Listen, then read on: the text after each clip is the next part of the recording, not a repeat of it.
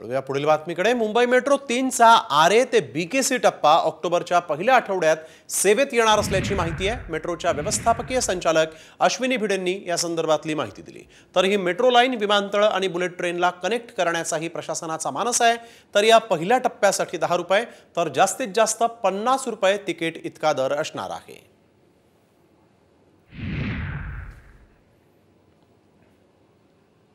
त्यामधला जो पहिला टप्पा आहे म्हणजे ट्रेनसाठी असे इन्स्पेक्शन पूर्ण होऊन त्याची अप्रूव्हल प्रक्रिया आता अगदी अंतिम टप्प्यामध्ये आहे आणि मेन लाईन कमिशनिंगसाठीचं जे इन्स्पेक्शन आहे त्याची डॉक्युमेंटेशन प्रोसेस सध्या चालू आहे।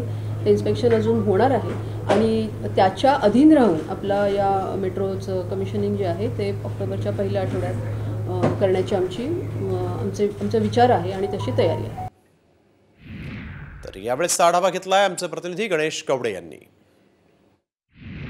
भूमिगत असणाऱ्या मेट्रो 3चं उद्घाटन अवघ्या काही दिवसांमध्ये होणार आहे आणि मी सध्या उभा आहे ते म्हणजे आरे स्थानकांवर आणि आरे स्थानकांवरची ही मेट्रो आता बीकेसी पर्यंत जाणार आहे। एक जे स्टेशन आहे ते खरं तर जमिनीवर आहे तर बाकी सर्व जे स्टेशन आहे ते भूमी अंतर्गत स्टेशन आहे। विशेषतः पहिलं फेज आहे ते 12 किलोमीटरचं सर्व हे अंतर आहे। आरेपासून ते बीकेसी बँड्रा कुर्ला कॉम्प्लेक्सपर्यंतचं खरं तर आहे आणि यामध्ये विशेषतः 3 स्थानकांचं वेगळं महत्त्व आहे कारण की आंतरराष्ट्रीय विमानतळ तसेच डोमेस्टिक विमानतळ या दोन्ही विमानतळाला हात जोडणारा मेट्रोचा प्रकल्प आहे आणि त्याचबरोबर जी मेट्रो 1 घाटकोपरपासून जी वर्सोवापर्यंत जी जाते आणि या वर्सोवापर्यंत जाणाऱ्याला ही महत्त्वाचा मार्ग आहे तो जॉईंट होतो आणि त्यासाठी मरोळ स्थानक आहे आणि या मरोळच्या स्थानकांवर देखील ही ट्रेनसाठी ए आणि फेज 2 हे